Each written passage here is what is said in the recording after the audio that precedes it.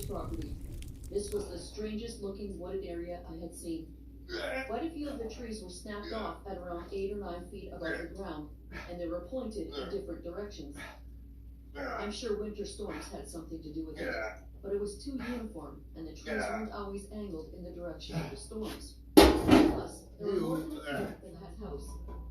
I noticed that all the usual noises around had gone quiet. That creepy quiet that happens when a predator is near. I walked outside and got a whiff of the worst smell ever. By this time, I was pretty sure what it meant. There were 2 other people. My mom felt better about it because it was not a tent, and she was a city girl. So we packed up some supplies and the directions, and off we went. We went on a Friday evening. Dad got home from work. We live in New Jersey, so the trip to Pennsylvania only took a few hours as we shut off the light. Only recently have I come to finally understand that Bigfoot would harass my 3-year-old son by peering at him through the bedroom window and tapping on the window to gain his attention. My son said the Bigfoot enjoyed it very much when my son would crash his Tonka trucks together. The creature would then quietly make sounds of amusement. I'd even hear the flippin' doorbell ringing, but the sound came from outside. We're still recalling all the weird things we ignored so easily. My Native American grandmother, Yankton Sioux tribe, told me stories about them when I was little. She said now 48. Being a smart-ass kid, and this guy was clearly on my grandpa's property, so I yelled, "Hey!" This is where it all went south. This man turned and screamed. Then it bolted running down the tree line, eventually disappearing. Thinker and problem solver. I was sitting there thinking that it was already 5:30 p.m. and it gets dark around 8 p.m. or so this time of year. In my head, I did the math. I told my friend in a soft voice, so we didn't scare away the deer or hogs or anything, that we might want to head out in about an hour or so. I certainly didn't want to walk on a track that I wasn't familiar with and get to the truck in the dark. I'm 250 pounds of muscle and was a football athlete all my life. I've never been scared of anything. This was different. I know that Bigfoot would rip my friend and I apart with no problems. I dropped my gun and ran for my life back to the truck. My friend still had his gun, Stephen. My encounter took place in 1984 near Dryden, Ontario, Canada. My best friend Bob lived in the bush 30 miles from Dryden. His closest neighbor was 13 miles away. I went up to Forest, California. I'm an avid hiker, so much that I like hike every week in the forest. I'm 37 years old and have experience in this. On Saturday, August 5th of 2017, I was with my girlfriend and we decided to go hiking in the San Bernardino National Forest. As we were hiking, it was around 8 feet. This massive piece of tree was placed in the middle of this standing tree. Now that piece didn't fall and it didn't belong from that area of trees. It didn't fit. I immediately started to record it on my iPhone. As I looked around, we both noticed almost as tall as us. We heard something walking through the trees and bush above us on our left, about 20 feet away. Then we heard a loud whistle to the right of us. She was almost in tears. I had the feeling of, we're not going home today. I was scared. My friends called from the tent and asked what the problem was. And at that point, I grabbed my flashlight and pulled back the curtains covering the back window and shined the flashlight outside. The figure moved towards the left. I could see it was walking upright like a man, but it had hair from head to toe. And in a second, I saw it. It's aggressive. They are smart and learn fast what that sound is. Another strange thing is, the dogs paced all night. They did not do this after confronting an 800-pound brown bear in Alaska, literally. They worked together and chased off all of the above away from around the home. I knew immediately this couldn't be a man. I was very frightened and yelled out again in hopes of scaring him off. He ran into the stream and away from me about 6 feet before ducking behind another tree. I continued to follow him with my flashlight and screaming at him with threats. We camped in the valley for the remainder of the trip without incident. We returned about a year later. We decided that we'd camp in the valley for the trip. It was creepy on top of the hill, plus we were still thinking about the adjacent property owner would be angry again at us being up there with a bonfire and making noise at night. We had 3 uneventful nights in the valley. The 4th night was different. Other than the noise of the stream, the normal night sounds were generally absent, except for the occasional owl calls or other sporadic noises. It was quite eerie that night. We went to bed around 1 a.m. This time we were camping in tents and not.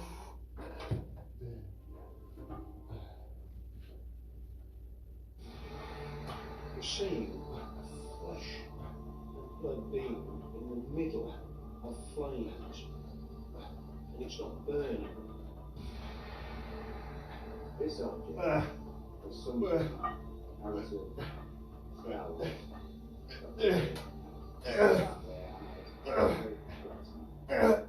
Very strange thing is about to happen to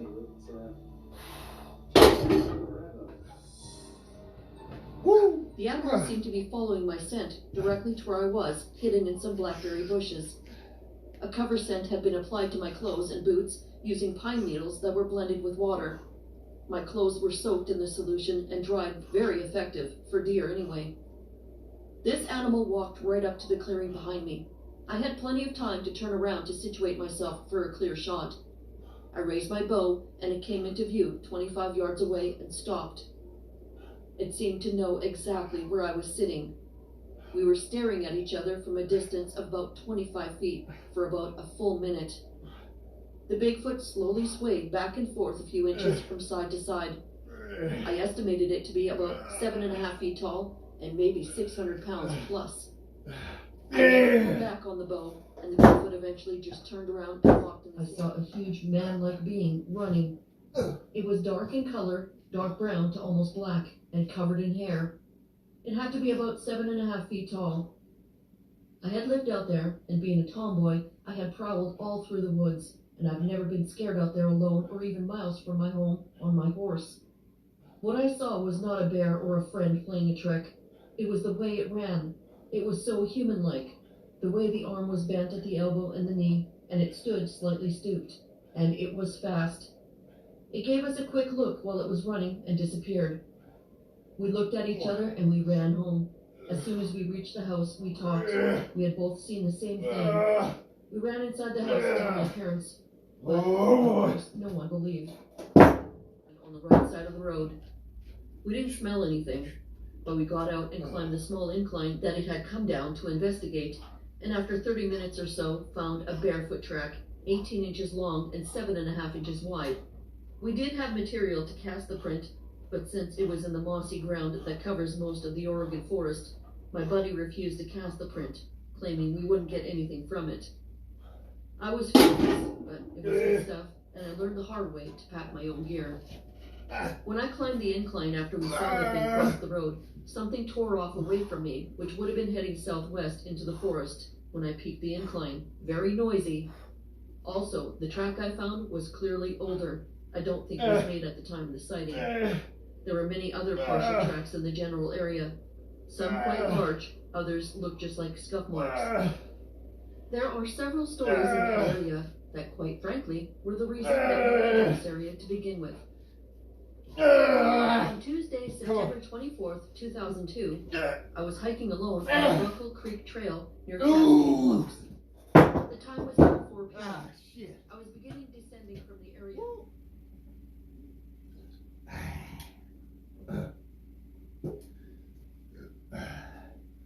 My Halloween shirt. If you're wondering about the funny look or whatever, you know, it's Halloween. It's a Halloween edition. I just thought it'd be fun to do that.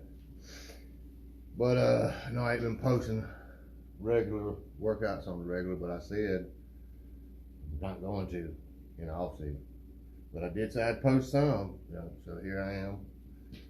Here's a little workout. I ain't post every little bit because, you know, it's getting cold, so I go inside and do all the ab shit and everything, but, you know, I just figured I'd drop one here on Halloween. So I'm still out here, still going at it. When I really get back into the swing of things next year, I hope by then to have like a better camera.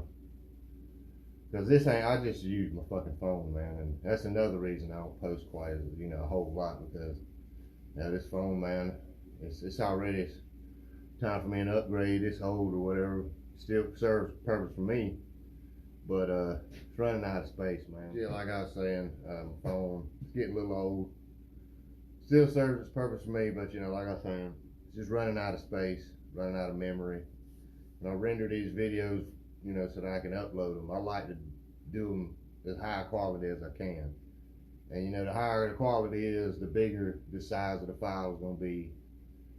So whatever, man, you know. But hopefully by next year, when I get back rolling pretty good, I'm gonna go get myself a camera and use a camera, you know, and probably, you know, put my footage on a tablet or a laptop or a computer and edit it there and upload it there. So it'll be a little higher quality maybe.